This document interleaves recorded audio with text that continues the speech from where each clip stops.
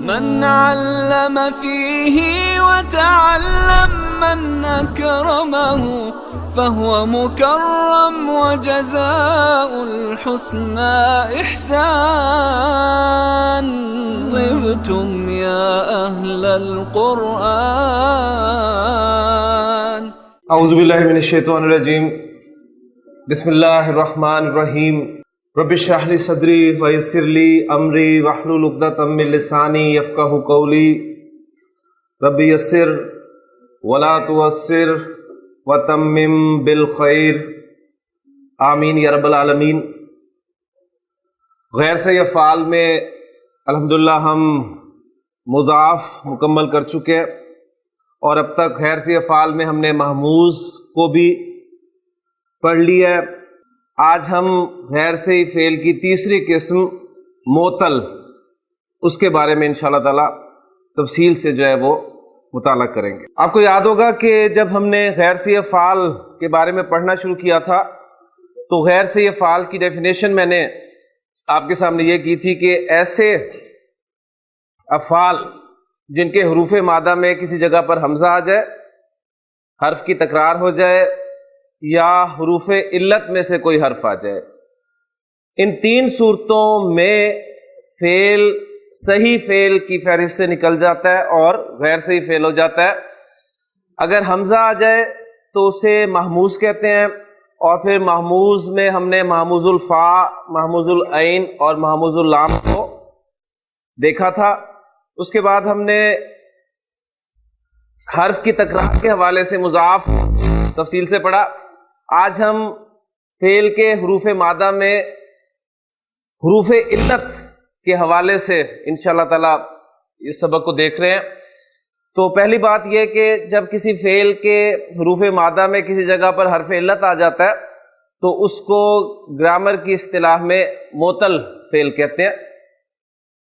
اب وہ حرف علت میں ایگزامپلز آپ کے سامنے رکھتا ہوں تو انشاءاللہ تعالی مزید ایک سٹیپ ہم آگے چلیں گے. مثلا میں کہتا ہوں واو، جیم اور دال. واو آپ کو پتا ہے کہ حرف علت ہے، اور حروف علت کل کتنے ہیں؟ 3 یا 2. ویسے 2 حروف علت ہیں اصل میں اگر دیکھا جائے، واو اور یا. الف جو ہے وہ ان کا سپورٹنگ حرف ہے، وہ انشاءاللہ تعالی مزید جب آپ اس ٹاپک کو پڑھیں گے تو یہ بات آپ کے سامنے مزید کھل کر آئے گی. اور مادہ دوسرا دے رہا ہوں آپ کو، یا، سین، را. تو آپ دیکھ رہے ہیں کہ آپ کا حرف علت واو اور یا ان 2 مادوں میں استعمال ہوا ہے. ایک ایگزامپل اور لکھ رہا ہوں آپ کے سامنے. میں کہتا ہوں قاف، واو اور لام. اس ایگزامپل میں بھی آپ نے دیکھا کہ حرف علت استعمال ہوا ہے. اور اسی کے ساتھ ایک ایگزامپل لکھ رہا ہوں جیم، یا اور حمزہ. اس ایگزامپل میں بھی آپ دیکھ رہے ہیں کہ حرف علت یا استعمال ہوا. ایک گروپ آپ کے سامنے اور لکھ رہا ہوں میں، دال، عین، واو اور ہا، دال، یا.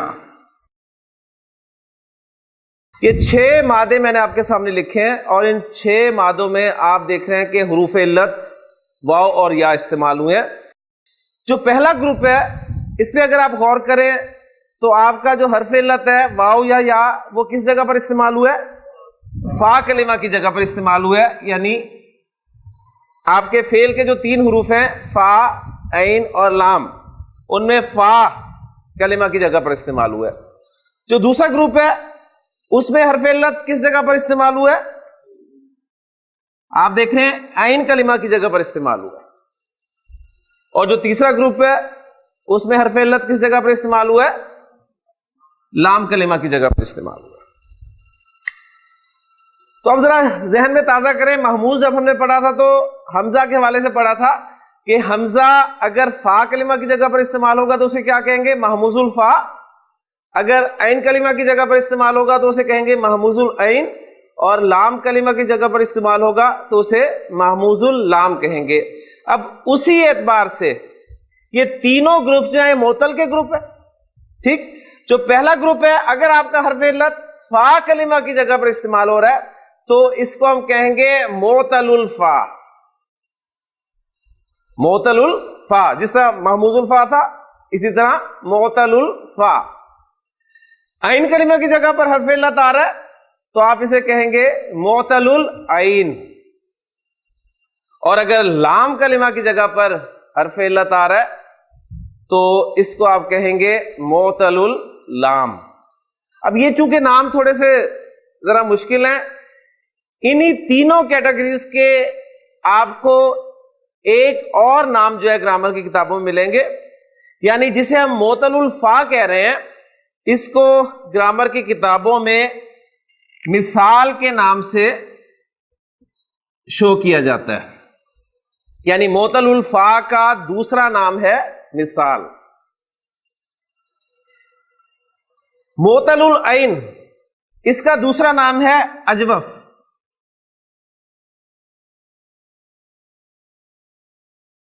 اور معطل اللام اس کا دوسرا نام ہے ناقص۔ تو آپ کی کتاب میں جو فہرست دی گئی تھی وہ اسی اعتبار سے دی گئی تھی کہ محموز، مضاف، مثال، اجوف اور ناقص، لیکن ہم نے وہ تین مین کیٹیگریز بنا کر، یعنی تیسری کیٹیگری ان تینوں کو ہم نے نام دیا معطل کا، اس لیے کہ ان تینوں کا تعلق حروف علت کے ساتھ ہے، اور جس فعل کے حروف مادہ میں حروف علت آ جاتے ہیں اسے معطل کہا جاتا ہے، اور پھر اگر فا کلمہ کی جگہ پر آ رہا ہے تو وہ معطل الفا یا مثال، عین کلمہ کی جگہ پر آ رہا ہے تو معطل العین یا اجوف، اور لام کلمہ کی جگہ پر آ رہا ہے تو معطل اللام یا ناقص کہلائے گا۔ اب ہم ایک ایک کر کے ان تینوں کو انشاءاللہ تعالی اسٹڈی کریں گے۔ تو سب سے پہلے ہمارا معطل الفا ہے، اور جسے ہم نے دوسرا نام آپ کے سامنے رکھا ہے مثال، تو مثال کو اب ہم شروع کرتے ہیں۔ مثال، سب سے پہلے مثال کی ڈیفینیشن ذہن میں آپ کی ہونی چاہیے کہ مثال وہ غیر صحیح فعل ہے جس کے حروف مادہ میں فا کلمہ کی جگہ پر حرف علت آ جائے۔ ایگزامپلز آپ کے سامنے جو میں نے لکھی ہیں ان کو ہی دہرا لیتے ہیں۔ ایک ایگزامپل میں نے آپ کو دی تھی، کون سی ایگزامپل دی تھی جی؟ واو، جیم، دال اور یا، سین، را۔ اب ہم چونکہ مثال پڑھ رہے ہیں تو مثال میں بھی اب آپ کی فردر ڈویژن آپ کے سامنے آ رہی ہے کہ اگر حرف علت واو ہو تو اس کو آپ مثال واوی کہیں گے، اور اگر حرف علت یا ہو تو وہ آپ کا مثال یائی کہلائے گا۔ ٹھیک ہو گیا؟ ابھی دیکھیں چیزیں اسی طرح آگے بڑھتی جاتی ہیں، آپ ان کی ڈیٹیلز میں جاتے جاتے ہیں تو کوئی مشکل کام نہیں ہے۔ اب مثال واوی اور مثال یائی، اب ہم چونکہ پڑھ رہے ہیں غیر صحیح افعال کو چینجز کے حوالے سے کہ جب بھی کوئی فعل غیر صحیح فعل ہو جاتا ہے تو وہ جو گردان ہے ماضی اور مضارع کی ابھی تک جو ہم نے پڑھی ہیں ان میں چینجز آتی ہیں، اور چینجز کہاں کہاں آتی ہیں، کن کن سچویشنز میں آتی ہیں یا کن رولز کے تحت آتی ہیں، وہ ہم دیکھ رہے ہیں۔ تو ہم مثال میں پڑھ رہے ہیں تو پہلی بات نوٹ کر رہے ہیں، ایک ایک ایگزامپل سے میں بات سمجھاؤں گا آپ کو کہ جو چینجز آتی ہیں وہ مثال واوی میں ہی آتی ہیں، مثال یائی میں چینجز نہیں آتی۔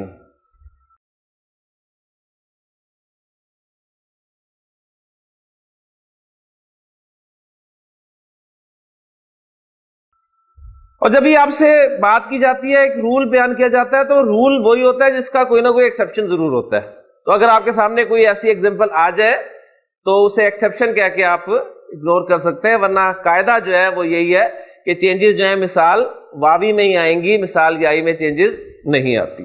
لہذا ہم مثال واوی کو ہی اس سبق میں پڑھیں گے۔ اب آگے چلتے ہیں کہ وہ جو چینجز آئیں گی 6 ابواب ثلاثی مجرد کے جو ابواب پڑے ہیں ان کے حوالے سے پہلی بات تو نوٹ کریں کہ یہ مثال واوی جو ہے یہ ثلاثی مجرد کے کس کس باب سے آتا ہے. تو پہلی بات یہ کہ باب نصرہ ینصرو کو چھوڑ کر مثال واوی باقی 5 ابواب سے استعمال ہوتا ہے. ٹھیک، باب نصرہ سے عربی زبان میں استعمال ہی نہیں ہوتا. باقی 5 جو ابواب ہیں آپ کے، باب ضرب یضرب، باب فتح یفتح، باب سمع یسمع، باب حسب یحسب اور باب کرم یکرم، ان تمام ابواب سے استعمال ہوگا. صرف باب نصرہ ینصرو سے نہیں آتا. تو اب ہمارے پاس اور مختصر ہو گیا کام، ایک باب نکل گیا، 5 باب رہ گئے. اب وہ جو 5 ابواب رہ گئے ہیں، 5 ابواب کے حوالے سے مزید اس میں ہم کمی کرتے ہیں کہ جو چینجز آتی ہیں وہ صرف 2 ابواب میں آتی ہیں. چینجز آتی ہیں صرف 2 ابواب میں آتی ہیں. وہ 2 ابواب کون کون سے ہیں؟ نمبر 1 ہا اور نمبر 2 ضاد. ہا سے مراد حاسب یحسب اور ضاد سے مراد ضرب یضرب. کلیئر ہو گیا؟ اچھا، باب فا جو ہے اس کے کچھ مادوں میں چینجز آتی ہیں اور کچھ میں نہیں آتی، لیکن چونکہ چینجز آ جاتی ہیں اس لیے باب فا کو بھی ہم اس میں شامل کر لیتے ہیں. تو 3 ابواب اب آپ کے سامنے ہو گئے، باب ہا، باب ضاد اور باب فا. اب اگلی بات کہ چینجز آتی کہاں کہاں ہے. ماضی میں آتی ہیں، مضارع میں آتی ہیں، کن صیغوں میں آتی ہیں؟ یہ اگلا سٹیپ ہمارا یہ ہے. تو بہت آسان ہے. چینجز جو آتی ہیں وہ صرف ان ابواب سے مضارع معروف کی گردان میں آتی ہیں. چینجز جو ہیں وہ صرف مضارع معروف کی گردان میں آتی ہیں. اب دیکھیں آہستہ آہستہ ہمارا کام آسان ہوتا جا رہا ہے. یہاں تک میں بات اپنی دوبارہ دہرا دیتا ہوں تاکہ پھر اب ہم دیکھیں کہ وہ چینجز آتی کیا ہے. سب سے پہلی بات ہم نے معطل الفا کو پڑھنا شروع کیا آج. معطل الفا کسے کہتے ہیں؟ ایسا غیر صحیح فعل جس کے حروف مادہ میں فا کلمہ کی جگہ پر حرف علت آ جائے، اور اس کو مثال بھی کہا جاتا ہے. اور مثال اس کا زیادہ مشہور نام ہے، اس لیے ہم نے مثال کو سامنے رکھ کر جو ہے اس ٹاپک کو شروع کیا. پھر اگر حرف علت واو آ رہا ہے فا کلمہ کی جگہ پر تو ہم نے اس کو مثال واوی کا نام دیا، اور اگر یا آ رہا ہے تو ہم نے اس کو مثال یائی کا نام دیا. پھر مثال یائی میں چینجز نہیں آتی، ہم نے اسے اپنی فہرست سے نکال دیا، اپنے مطالعے سے نکال دیا. ہمارے پاس صرف رہ گیا مثال واوی. پھر مثال واوی کو ہم نے تفصیل سے پڑھنا شروع کیا. تو پہلی بات یہ کہ مثال واوی باب نصرہ ینصرو سے استعمال ہی نہیں ہوتا. تو اب ہمارے پاس 5 ابواب رہ گئے. اب ان 5 ابواب میں ہم دیکھیں گے کہ ہم نے کیا کرنا ہے. ان 5 ابواب کے حوالے سے اگلی بات جو ہمارے سامنے آئی وہ یہ کہ باب حاسب یحسب، باب ضرب یضرب اور باب فتح یفتح، ان 3 ابواب میں چینجز آتی ہیں. تو 2 اور نکل گئے. کون کون سے نکل گئے؟ سین بھی نکل گیا اور کاف بھی نکل گیا. 2 ابواب نکل گئے. تو اب ہمارا فوکس ان 3 ابواب پہ رہ گیا. اب ان 3 ابواب پہ جب ہم نے فوکس کیا تو ہمارے سامنے اگلی بات یہ آئی کہ جو چینجز آتی ہیں وہ صرف مضارع معروف کی گردان میں آتی ہیں. جب آپ نے مضارع معروف کی گردان کو مینشن کیا تو اس کا مطلب ہے کہ ماضی معروف کی گردان نکل گئی، یعنی ماضی معروف کی گردان ایز اٹ از ہوگی جس طرح نارمل فعل کی ہوتی ہے. اسی طرح ماضی مجہول کی گردان بھی نکل گئی. ٹھیک ہے نا؟ ماضی مجہول کی گردان بھی بالکل اسی طرح ہوگی جس طرح صحیح فعل کی گردان ہوتی ہے. پھر مضارع مجہول کی گردان بھی نکل گئی. ٹھیک، یعنی صرف مضارع معروف لکھا ہوا ہے تو مضارع معروف کی گردان میں چینجز ہوتی ہیں، اور وہ چینجز کیا ہوتی ہیں وہ آپ کو ان ابواب کی ترتیب بتا دے گی. ان تینوں حروف کو ذرا اکٹھا کر کے پڑھیں، کیا بنتا ہے؟ حذف. ان تینوں حروف کو آپ نے ملا کر پڑھا تو کیا بن گیا؟ حذف. اچھا، اب حذف ہم لکھتے ہیں زال کے ساتھ. ٹھیک ہے، اور حذف کے معنی کیا ہوتے ہیں؟ نکال دینا. ٹھیک ہے، تو جو چینج آتی ہے مضارع معروف کی گردان میں وہ یہ آتی ہے کہ ان ابواب کی مضارع معروف کی گردان سے واو جو ہے وہ حذف ہو جاتا ہے، واو حذف ہو جاتا ہے. یہ آپ کا مثال واوی کا خلاصہ. ٹھیک ہو گیا؟ لیں جی، اگر بات سمجھ میں آگے تو ابھی مادے کرتے ہیں تو انشاءاللہ تعالی سب کچھ کلیئر ہو جائے گا. لیں جی، ہم نے ان 3 ابواب کو ڈسکس کرنا ہے. باقی جو 2 ابواب ہیں جن میں واو حذف نہیں ہوتا اس کو ہم ڈسکس ہی نہیں کریں گے، کیونکہ ہم چینجز کے حوالے سے اس ٹاپک کو پڑھ رہے ہیں. تو واو جیم دال یہ استعمال ہوتا ہے باب ضاد سے. ہاں جی، پہلا کام مادے کو دیکھ کر، باب کو دیکھ کر آپ نے ماضی اور مضارع کا جو پہلا سیکھ بنانا ہے وہ کیا ہے؟ وجدہ. اب دیکھیں ذرا نارمل بنائیں، پہلے نارمل، پہلا نارمل بنائیں. ضرب یضرب، وجد یوجد.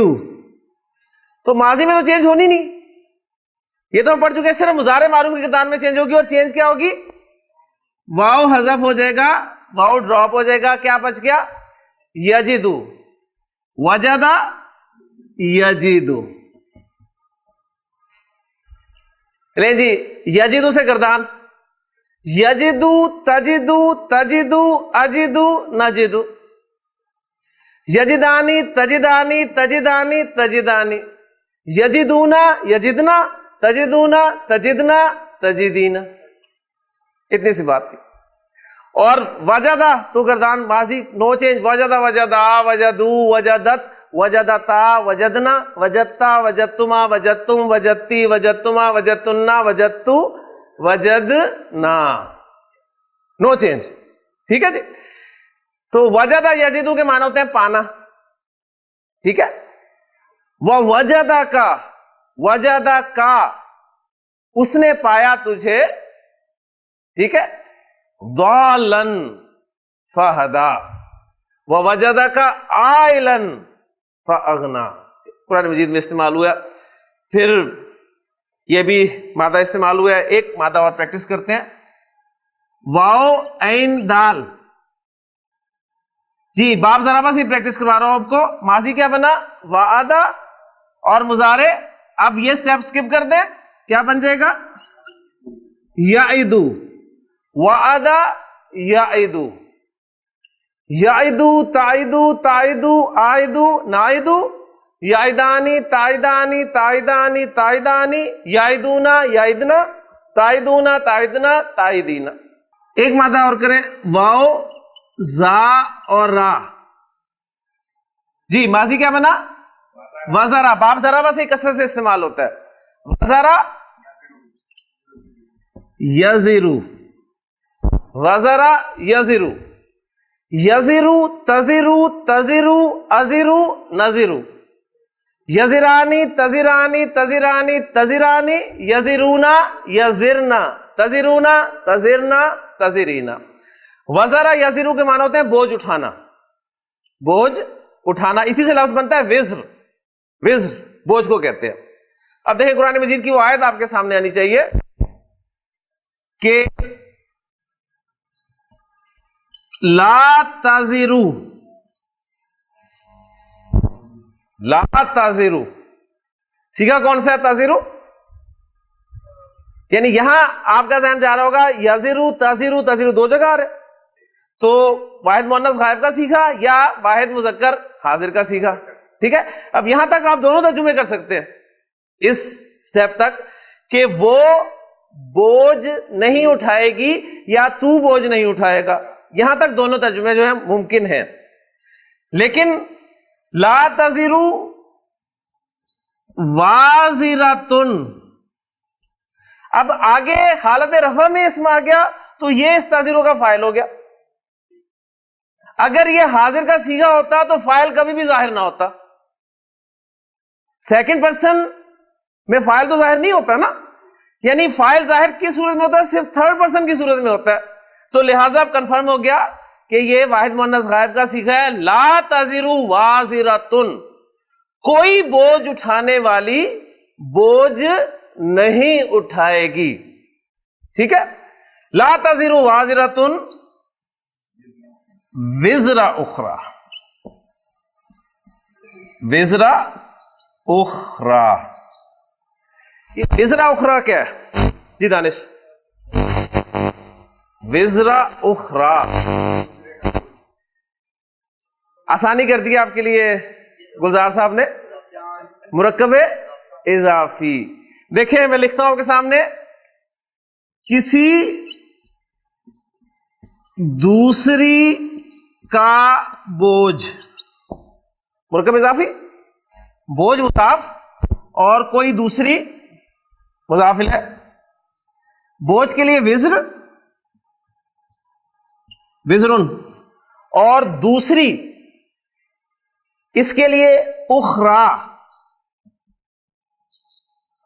اخرا مؤنث لفظ ہے, دوسری بتا رہا ہے آپ کو, یعنی اس کا مذکر کیا ہوگا؟ دوسرا.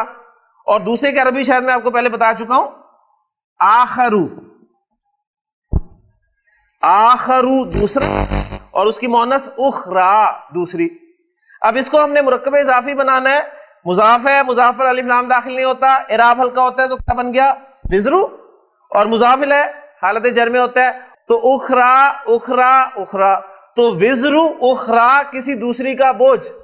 اب یہ وزرو اخرا جملے میں مفعول بن کر آئے گا تو حالت نصب میں آئے گا, لہذا وزر اخرا.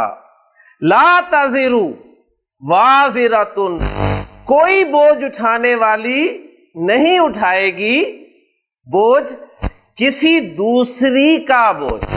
اب یہ مؤنث سے مراد کیا ہے؟ نفس, جان.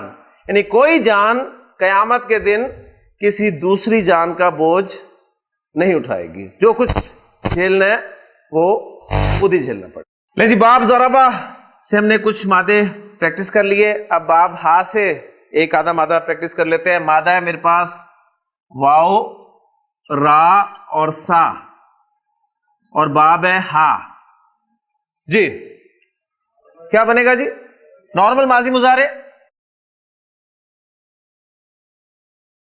باب حاسبہ وارثہ, حاسبہ وارثہ.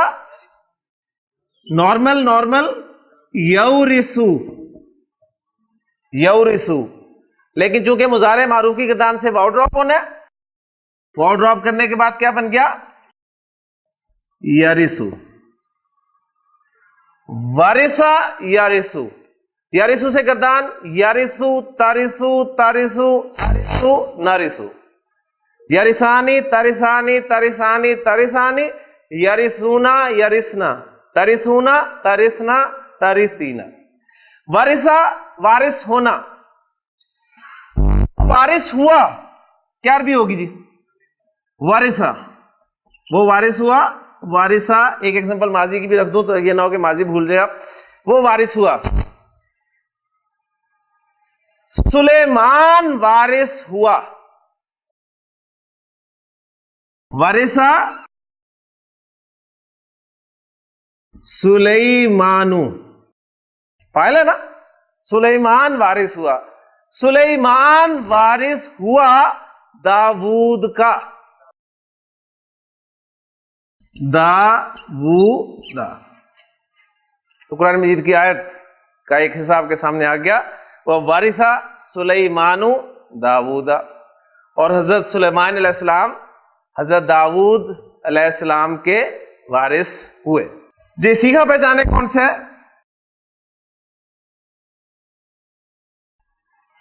نارثو.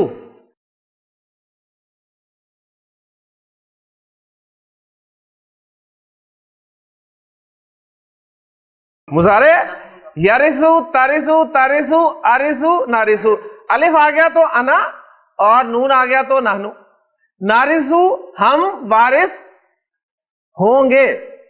ٹھیک ہے نا, نارثو یہ ترجمہ کیا گیا. نارث الارض, ہم زمین کے وارث ہوں گے. واہ زمین, اور آگے بھی آ رہا ہے من ہا, اور جو کچھ اس پر ہے. اب یہ ہا کی ضمیر کہاں جا رہی ہے؟ الارض کی طرف. جب یہ تھرڈ پرسن کی ضمیر آئے مذکر و مؤنث کو اسے لازمی لوٹایا کرے کہ وہ کس کے لیے استعمال ہوئی, کیونکہ ضمیر جو ہے کسی نہ کسی ناؤن کے لیے استعمال ہوئی.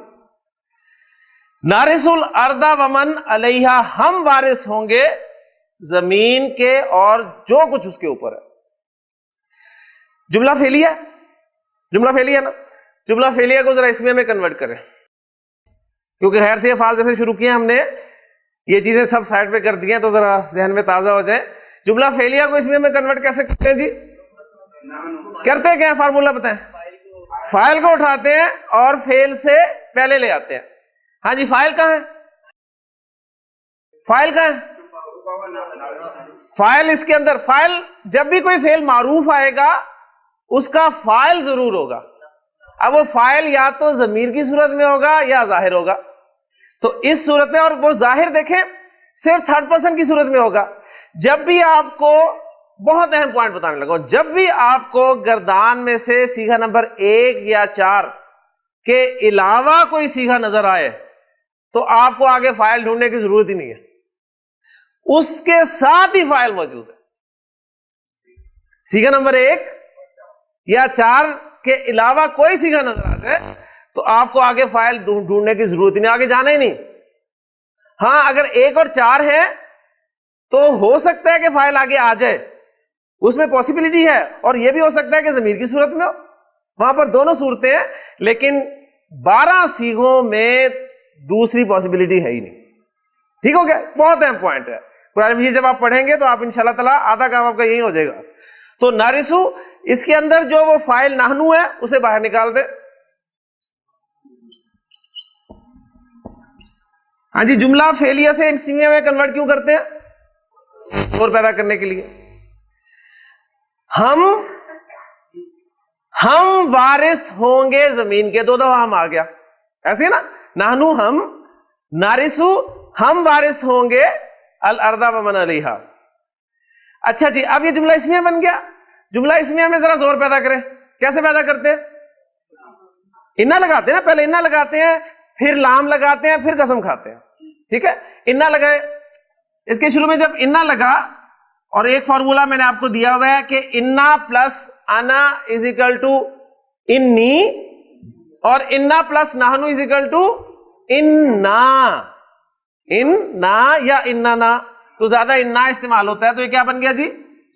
انا نارث الارض ومن علیہا. اب ذرا زور گنے, زور گنے. نارث الارض ومن علیہا, کلام کس کا ہے؟ اللہ کا. زور پہلا زور. دوسرا زور, جملہ فعلیہ میں بات نہیں ہوئی, نحنو نارث الارض ومن علیہا, جملہ اسمیہ میں بات ہوئی, ایک اور زور آ گیا. پھر تیسرا زور آیا, انا داخل ہو گیا, انا نارث الارض ومن علیہا. 3 زور ہو گئے. اب ایک زور اور پیدا کریں, حصر کا مفہوم پیدا کریں.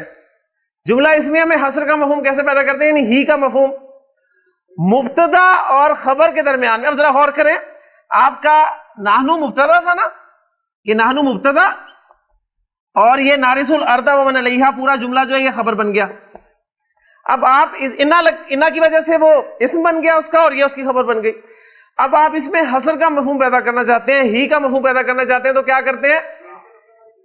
مبتدا اور خبر کے درمیان میں ایک حالت رفع والی ضمیر لاتے ہیں جو مبتدا کے مطابق ہوتی ہے. وہ کون سی آئے گی؟ نحنو. ٹھیک ہے, انا نحنو نارث الارض ومن علیہا. ٹھیک ہے, اب دیکھیں انا, ذرا ترجمہ دیکھیں. انا بے شک, ہم, نحنو ہم, نارثو ہم وارث ہوں گے. بے شک ہم وارث ہوں گے. اب مجھے بتائیں, کوئی زبان اردو لے لیں, انگریزی لے لیں, آپ کو یہ اسلوب کسی بھی زبان میں بھلا نہیں لگے گا. ہم کو 3 دفعہ استعمال کرتے ہیں اردو میں, عجیب نہیں لگتا؟ انگریزی میں آپ Indeed, we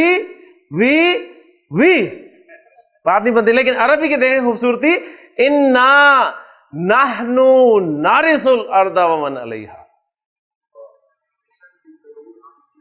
اب ترجمہ میں نے کہا نا, عربی پڑھنے کے بعد ترجمہ جو ہے وہ سائٹ پہ ہو جاتا ہے, آپ کر ہی نہیں سکتے, آپ صرف اس کو محسوس کر سکتے ہیں.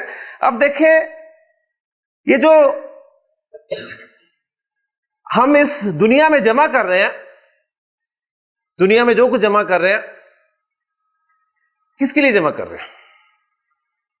نبی کریم صلی اللہ علیہ وسلم نے کل بھی مال کے حوالے سے حدیث سامنے کی, اور میں نے ایک دو باتیں آپ کے سامنے کی تھی, تو ذرا اسی مضمون کو سامنے رکھیں. نبی کریم صلی اللہ علیہ وسلم نے فرمایا کہ یقول العبد مالی مالی مالی, بندہ کہتا ہے میرا مال میرا مال میرا مال. آپ نے فرمایا کہ اس کا مال کہاں ہے؟ اس کا مال ہے جو اس نے کھا لیا, جو اس نے پہن لیا, یا جو اس نے اللہ کے راستے میں خرچ کر کے آگے بھیج دیا, یہ اس کا مال ہے. باقی کس کا ہے؟ باقی تو وارثوں کا. نبی صلی اللہ علیہ وسلم نے ایک مرتبہ پوچھا تم سے کون ہے جو اپنے ورثاء کے مال سے محبت کرتا ہے؟ صحابہ نے کہا اللہ کے رسول میں سے تو کوئی ایسا نہیں. آپ نے فرمایا تم سب اپنے ورثاء کے مال سے محبت کرو. کس کا ہے وہ؟ آپ کا مال.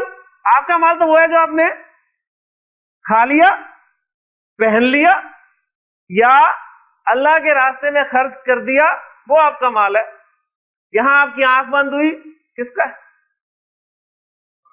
وارثوں کا ہے نا, وارثوں کا ہے. تو محبت کس کے مال سے ہوئی؟ اپنے مال سے تو نہ ہوئی, وارثوں کے مال سے ہوئی. اچھا اب دیکھیں بات وہی ہے. اب وہ حضرت عیسیٰ علیہ السلام والا کال, وہ پھر یہ باتیں تب سمجھ میں آتی ہیں نا کہ تم زمین پہ جمع کرتے ہو جہاں اسے کیڑا لگنے کا بھی ڈر ہوتا ہے اور چوری ہونے کا بھی. اپنا مال وہاں جمع کرو جہاں نہ اسے چوری ہونے کا خطرہ ہوگا نہ کیڑا لگنے کا. اور ایک بات میں تمہیں کہتا ہوں کہ جہاں تمہارا مال ہوگا وہیں تمہارا دل ہوگا. اب چونکہ دنیا میں جمع کرتے ہیں تو دنیا میں دل لگا رہتا ہے, دنیا سے نکلنے کو دل ہی نہیں کرتا, کیونکہ سب کو یہاں جمع کیا ہوا ہے. اگر یہی ادھر جمع کر دیں گے تو بتائیں دنیا میں دل لگے گا کبھی؟ پھر جاتے ہوئے تکلیف نہیں ہوگی. جاتے ہوئے تکلیف اس لیے ہوتی ہے کہ فوری طور پہ نظر آ رہا ہوتا ہے کہ یہ تو اب میرے ہاتھ سے نکل رہا ہے. انسان بچا بچا کے رکھتا ہے, بچا بچا کے خرچ بھی نہیں کرنے دیتا. اور شیطان ایسا کردار ہے, الشیطان یعدو, یعدو ابھی کیا نا, وعدہ یعدو, الشیطان یعدکم الفقر, شیطان تمہیں فقر سے ڈراتا ہے. وہ تمہیں ڈراتا ہے کہ نہ خرچ نہ کرو, بھوکے ننگے ہو جاؤ گے, بیماری کوئی پڑ جائے گی, کون دے گا؟ اور خرچ نہیں کرنے دیتا, انسان بچا بچا کے رکھتا رہتا ہے. اور پھر اللہ کی طرف سے ایسا ہوتا ہے کہ وہ بیمار پڑتا ہے اور وہاں پر اس کا وہ سارا بچایا پیسہ لگ جاتا ہے, اور پھر شیطان آ کے شاباش دیتا ہے, دیکھا میں نے تمہیں کہا تھا نا, کام آ گیا نا آج. اور انسان اسی دھوکے میں رہ جاتا ہے. آپ دیکھیں میرا ایمان ہے کہ اگر آپ خرچ کر دیں گے تو یہ بیماری, یہ تکلیف, یہ پریشانی کس کی طرف سے آنی ہے؟ اللہ کی طرف سے ہے نا. تو مجھے بتائیں اگر اللہ کے لیے خرچ کریں گے تو اللہ آپ کو کسی مصیبت میں, کسی پریشانی میں, کسی تکلیف میں ڈالے گا؟ سوال ہی نہیں پیدا ہوتا. یعنی این اللہ, میں تو کہتا ہوں پھر اللہ کہاں ہے؟ عبداللہ بن عمر رضی اللہ عنہ جب وہ گئے نا اسی موسم میں, عرب گرمیوں کا موسم, شکار پر گئے دوستوں کے ساتھ, تو وہاں دوپہر کی سخت گرمی میں آرام کا موقع ملا. وہاں پر ایک چرواہا نظر آیا جو بکریاں لے کر جو ہے وہ پھر رہا تھا. حضرت عبداللہ بن عمر کو ایک ذوق تھا لوگوں کے تقوی کو ٹیسٹ کرنے کا. اس چرواہے کو دعوت دی کہ آؤ ہمارے ساتھ کھانا کھا لو. اس نے کہا جی انی صائمن, میرا روزہ ہے. اور نفلی روزہ تھا, ظاہر بات ہے, فرض تو نہیں تھے روزے, یعنی فرض روزے نہیں چل رہے تھے. حضرت عبداللہ بن عمر کا وہ جوش شوق جو ہے وہ اور بھڑکا. انہوں نے کہا کتنی گرمی میں چرواہے نے روزہ رکھا ہوا ہے اور بکریاں چرا رہا ہے. انہوں نے کہا اچھا یہ بکریاں تمہاری اپنی ہیں؟ کہتا نہیں میری نہیں ہے, میں تو اپنے مالک کی بکریاں جو چرا رہا ہوں. انہوں نے کہا اچھا ایک بکری ہمیں بیچ دو. وہ کہنے لگا کہ نہیں یہ میری بکریاں نہیں ہیں, میرے مالک کی ہیں. کہنے لگے مالک کو کیا پتہ چلے گا, اس نے کون سی گننی ہے؟ اگر گن بھی لی تو کہنا کہ جانور کھا گیا, بھیڑیا کھا گیا. تو کہتے ہیں چرواہے نے آسمان کی طرف نظر ڈالی اور کہنے لگا فَأَيْنَ اللَّهُ, پھر اللہ کہاں ہے؟ فَأَيْنَ اللَّهُ, اور چلا گیا. حضرت عبداللہ بن عمر کے بارے میں آتا ہے پھر کہ وہ آسمان کی طرف نظر ڈال کر اسی چرواہے کا جملہ بار بار دہراتے رہے کہ فَأَيْنَ اللَّهُ, اللہ کہاں ہے؟ اصل میں اللہ کو ہم اس کا حق دیتے ہی نہیں ہے.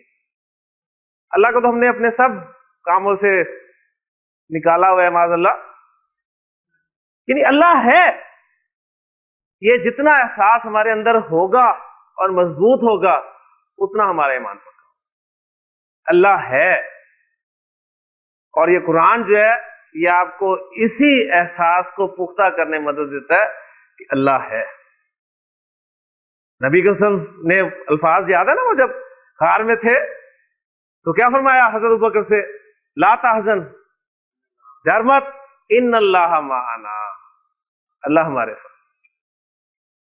جب یہ احساس ہمارے اندر پیدا ہو جائے کہ اللہ ہمارے ساتھ ہے پھر کوئی پریشانی نہیں ہوگی. لیکن شیطان الشیطان یعدکم الفقر, وہ تمہیں فقر سے ڈراتا ہے, خرچ کرنے ہی نہیں دے گا, کبھی نہیں خرچ کرنے دے گا.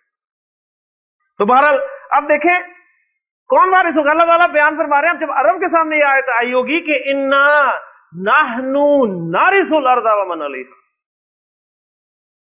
تو انہیں کتنا یقین آیا ہوگا کہ یہ جو سب کچھ ہے. جب دیکھیں آپ ختم ہوئے, وارث بنے اولاد, وہ ختم ہوں گی ان کی اولاد, وہ ختم ہوگی ان کی اولاد. اینڈ پہ جب یہ دنیا ختم ہو جائے گی تو سب کچھ کہاں جائے گا؟ کون وارث ہوگا؟ اللہ.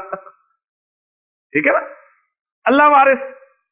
تو وہی ہے مفہوم کہ انا نحن نارث الارض ومن علیہا. یعنی اللہ تعالیٰ بار بار اسی بات کا قرآن مجید میں ذکر کرتے ہیں. متقین کی صفات آ رہی ہے وَمِمَّا رَزَقْنَاهُمْ يُنْفِقُونَ, اس میں سے جو ہم نے انہیں عطا کیا خرچ کرتے ہیں. ہم نے عطا کیا, یہ ہماری عطا ہے. ہم شبیر صاحب اسی دھوکے میں رہتے ہیں کہ صبح سے شام تک محنت کرتے ہیں, یا ہم بہت ذہین ہیں, ہم بہت لائق ہیں, ہم ایک پوسٹ پہ ہیں, تو اس کی وجہ سے ہمارے سامنے آ, یہ ہماری محنت کی کمائی ہے, یہ اللہ کی دین ہے, اللہ کا فضل ہے. ایک شخص صرف 2 گھنٹے پر بیٹھتا ہے اور لاکھوں کما کر, اور ایک شخص صبح سے شام تک محنت کرتا ہے, مزدوری کرتا ہے, لیکن 2 وقت کی روٹی نہیں کماتا. تو اللہ کا فضل ہے, جس کو چاہتا وہ دیتا ہے. بہرحال قرآن مجید ہماری رہنمائی کرتا ہے, اور یہی قرآن مجید کی ہدایت ہے. اگر قرآن مجید پڑھ کر بھی ہم مال سے ہی محبت کرنے والے بنے تو پھر میں سمجھتا ہوں اس عربی کا بھی ہمیں کوئی فائدہ نہیں ہے. اصل یہی ہے کہ ہمارے اندر تبدیلی آنی چاہیے, یہ ہماری کامیابی ہے. آپ کو غیر سے افعال سارے یاد ہو جائیں, مثال واوی, مثال یائی, اجوف, ناقص, سب پتہ چل جائے, لیکن پیسہ خرچ کرتے ہوئے جان نکلے تو کوئی نہ ناقص کا فائدہ ہے, نہ اجوف کا فائدہ ہے, نہ مثال. مادہ ہے میرے پاس واو, زال اور را. جی با فا سے استعمال کیا بنے گا جی؟ وزرا یوزرو, یوزرو نارمل. لیکن چونکہ با فا سے ہے, یعنی یہاں پر اس میں ہا کو بھی ٹک کر دیں گے, ہو گیا فا پہ ہم کام کر رہے ہیں, یا واو ڈراپ ہو جائے گی اور کیا بچے گا؟ یزرو. وزرا یزرو کے معنی ہوتے ہیں چھوڑنا. ہاں جی, یزرو سے گردان کریں ذرا. یزرو, تزرو, تزرو, ازرو, نظرو.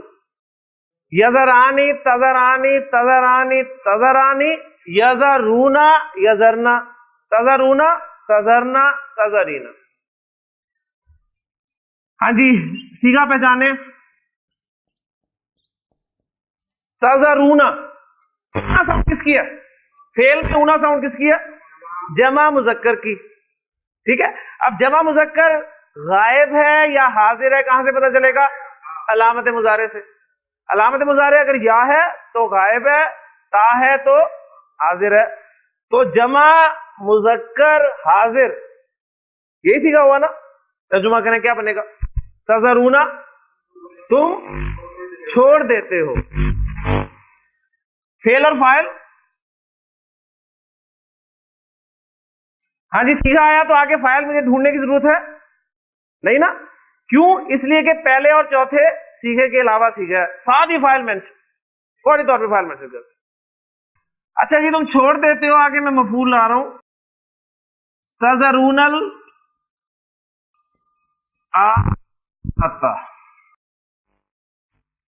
تم چھوڑ دیتے ہو آخرت کو. ابھی جو ساری گفتگو ہوئی ہے اس کا نچوڑ یہی ہے. تو اللہ تعالیٰ نے قرآن مجید میں فرمایا ہے کلا بل تحبون العاجلہ, کہ تم عاجلہ سے محبت کرتے ہو. عاجلہ کون ہے ڈاکٹر صاحب؟ عاجلہ, عاجلہ سے محبت کرتے ہو, جلدی ملنے والی. وہ بھی خیر اتنی جلدی نہیں ملتی آپ کو پتہ ہی ہے, لیکن بہرحال مل جاتی ہے. ٹھیک ہے نا. تو تم عاجلہ سے محبت کرتے ہو, وَتَذَرُونَ الْآخِرَةَ, اور آخرت کو چھوڑ دیتے ہو. اور یہ میرا اور آپ کا ہم سب کا حال ہے کہ ہمارے سامنے جب بھی کوئی معاملہ آتا ہے تو پرائرٹی ہم کسے دیتے ہیں؟ دنیا کو دیتے ہیں یا آخرت کو دیتے ہیں؟ ہم سب ہی دنیا کو پرائرٹی دیتے ہیں. آخرت جب ہوگی دیکھی جائے گی. لیکن بات ہوئی ہے آج کا پورے لیسن کا خلاصہ کہ قرآن مجید آپ کے اندر یہ بہرحال اس آخرت کو, اس کو آپ کے اندر گھسانے کی کوشش کرتا ہے. اور یہی قرآن مجید کی سب سے بڑی نصیحت, یعنی موت قرآن مجید کی سب سے بڑی نصیحت ہے. اور مسلمان کی موت کا تصور جو ہے وہ کیا ہے؟ وہ یہی ہے کہ اس نے مرنے کے بعد ختم نہیں ہو جانا, بلکہ اسے دوبارہ اٹھایا جائے گا اور پھر اللہ کے حضور پیش کیا جائے گا, جہاں پر اس نے اپنے اعمال کے جو ہیں وہ جواب دینے ہیں. بس اللہ تعالیٰ سے دعا کریں کہ اللہ تعالیٰ ہمیں قرآن مجید کی ان آیات کی روشنی میں اپنی زندگی کو صحیح طریقے سے بسر کرنے کی توفیق عطا فرمائے. سبحانک اللہم و بحمدک اشہد ان لا الہ الا انت استغفرک و اتوب الیک.